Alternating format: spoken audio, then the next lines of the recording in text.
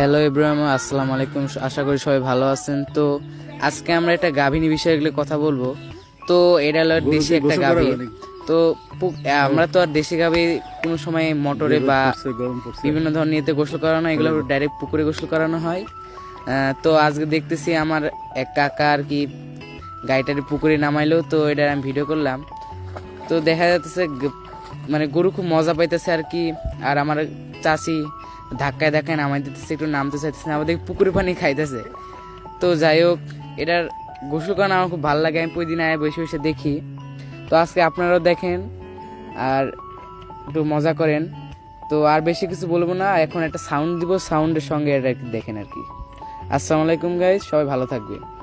দেশি দেশি গাবি নাকি? দুধ দেয় নাকি? ও,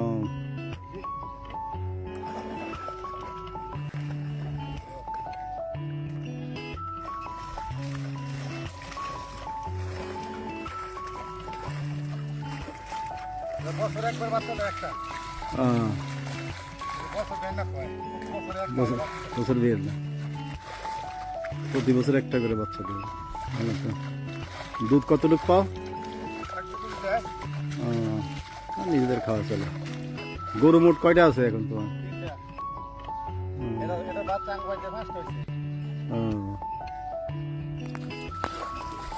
কোরবানির সময় বেচবে নাকি দু একটা? কোরবানির সময় দু একটা বেচবা? ও আচ্ছা, আইডিয়া না।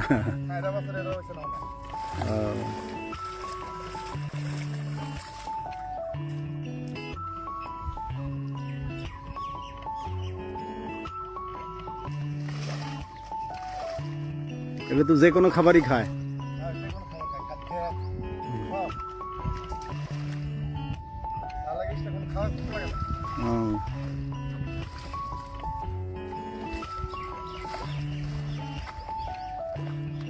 আর একটু নিচের দিকে নামায় ডুব দেওয়া। হ্যাঁ হ্যাঁ।